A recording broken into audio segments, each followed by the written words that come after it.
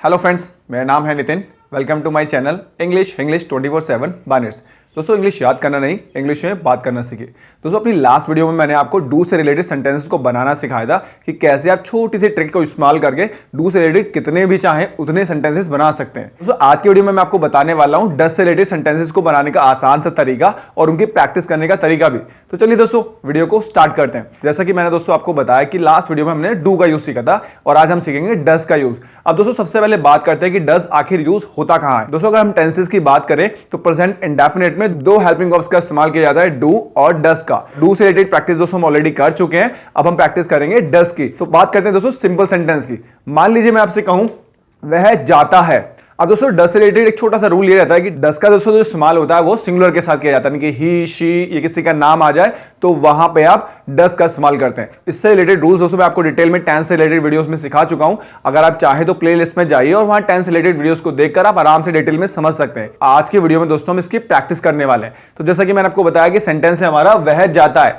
अब वह दोस्तों हम यहाँ लड़के की बात कर रहे हैं तो वह के लिए हम लगाएंगे ही। जाने को दोस्तों इंग्लिश में कहते हैं गो। अब आप देख रहे होंगे गो के पीछे ईएस भी लगा है दोस्तों, क्योंकि प्रेजेंट इंडेफिनिट के रूल के अकॉर्डिंग अगर आप सिंगुलर के साथ में कोई वर्ब का इस्तेमाल करते हैं तो वहां पे एस और ईएस का इस्तेमाल किया जाता है। ईएस का दोस्तों कहां लगाते हैं, जब हम ए ई आई ओ यू यानी कि वोवल्स की बात करें। अगर आपकी जो ये वर्ब है, अगर आप देखें गो, लास्ट में ओ आ रहा है, अगर आपका जो लास्ट लेटर है वो ए ई आई ओ यू यानी कि इन पांचों में से कोई भी है तो आप लगा देंगे ईएस, और इसके अलावा कोई लेटर दोस्तों लास्ट में आ रहा है तो आप लगा देंगे एस। अगर आप डिटेल में रूल समझना चाहते हैं तो वो वीडियो आप जरूर देखिएगा जो मैंने आपको बताई है। प्लेलिस्ट में जाइए, वहां पे आपको वो डस से रिलेटेड रूल की वीडियो आराम से मिल जाएगी। बात करते हैं दोस्तों प्रैक्टिस की। जैसे मैंने आपको बताया वह के लिए आप लगा देंगे ही, जाने के लिए गो, और यहां पे हम लगाएंगे ईएस तो ये हो जाएगा गोज, ही गोज। अब दोस्तों इसी को बदलने का तरीका समझिए। अगर हम यहाँ वह की जगह पे लगा दें किसी का नाम, मान लीजिए हम कहें राहुल जाता है, तो बस आपको करना क्या है, ही की जगह पे वहां पे लगा दीजिए राहुल, तो क्या हो जाएगा राहुल गोज। मैं आपसे कहूं वह नाचता है तो ही डांस, वह पढ़ाता है तो ही टीट्स। अब आपका मन दोस्तों कि आप कैसे कैसे सेंटेंसेस को बनाना चाहते हैं। इट मींस आप चाहें तो सब्जेक्ट को भी चेंज कर सकते हैं, यहां पे आप ही लगा दीजिए, शी लगा दीजिए, या किसी का नाम भी इस्तेमाल कर सकते हैं, और ऐसे ही आप वर्ब के साथ कीजिए। जो भी आप वर्ब यानी कि जो भी आप एक्टिविटी उस सेंटेंस में मेंशन कर रहे हैं, आना जाना खाना पीना, बस उसको बदल दीजिए। और एससीएस का रूल मैंने दोस्तों आपको बताया और डिटेल के लिए आप उस वीडियो को देख लीजिएगा जो मैंने आपको प्रिस्क्राइब किया। तो बात करते हैं दोस्तों सेकंड एक्सप्रेशन की, जो है हमारा नेगेटिव। अब मान लीजिए हम इसी एक्सप्रेशन को नेगेटिव में लेके जाए। मैं आपसे कहूं वह नहीं जाता है। अब दोस्तों यहां पे डस का इस्तेमाल होगा, क्योंकि रूल के अकॉर्डिंग सिंपल सेंटेंस में डू डस का इस्तेमाल दोस्तों होता ही नहीं है ना। तो यहां पे हमने डस का इस्तेमाल नहीं किया।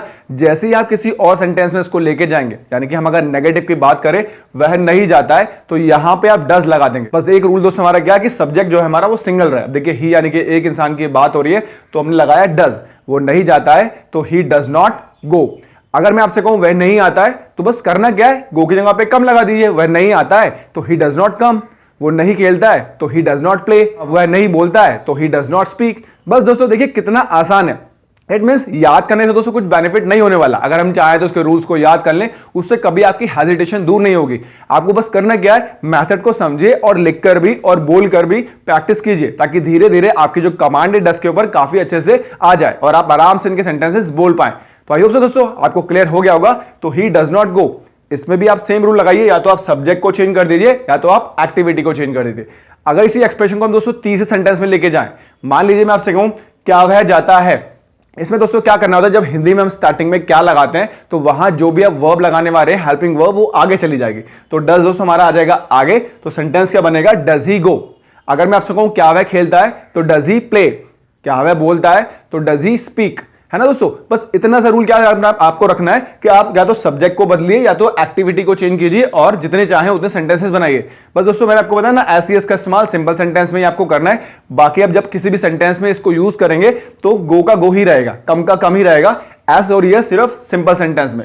फिर भी कोई डाउट हो दोस्तों तो प्लीज उस वीडियो को जरूर देखिएगा, प्लेलिस्ट में जाइए और टेंस रिलेटेड रूल्स की वीडियो को जरूर देखिएगा।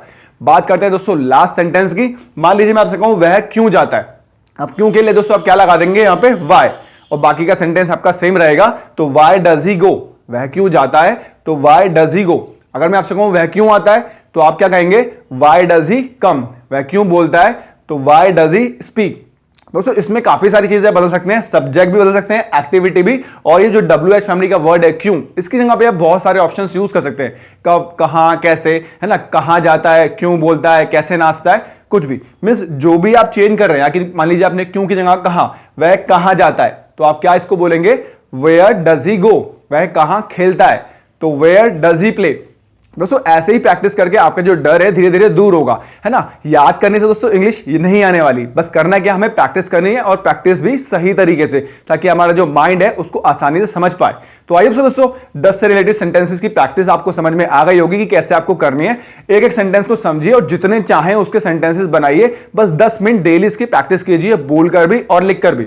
इन केस फिर भी कोई डाउट मन में हो, प्लीज मेरे नंबर पे आप मुझे मैसेज कीजिए, या आप इस वीडियो के कमेंट में जाके भी मुझसे अपनी प्रॉब्लम को शेयर कीजिए। मैं आपकी 100% हेल्प करूंगा, ताकि आपका जो इंग्लिश बोलने का डर है वो जल्दी से जल्दी दूर हो पाए। आइए दोस्तों 10 से रिलेटेड प्रैक्टिस आपने जरूर की होगी, और इस वीडियो को देखने के बाद अब 10 से रिलेटेड कोई भी कंफ्यूजन आपके माइंड में नहीं रहेगा। अगर दोस्तों वीडियो अच्छी लगी हो तो इसको लाइक जरूर कीजिएगा, अपने फ्रेंड्स और फैमिली मेंबर के साथ भी शेयर करना मत भूलिएगा, ताकि वो लोग भी इस वीडियो का बेनिफिट ले पाए। अगर दोस्तों आपको मेरे चैनल से कुछ भी बेनिफिट मिल रहा है तो प्लीज मेरे चैनल को सब्सक्राइब करना भी मत भूलिएगा, जिससे आने वाली वीडियोस के नोटिफिकेशन आपको टाइम टू टाइम मिलते रहे और कोई भी यूजफुल वीडियो आपसे मिस ना हो। मिलते हैं दोस्तों नेक्स्ट वीडियो में एक नए टॉपिक के साथ में, तब तक के लिए बाय बाय।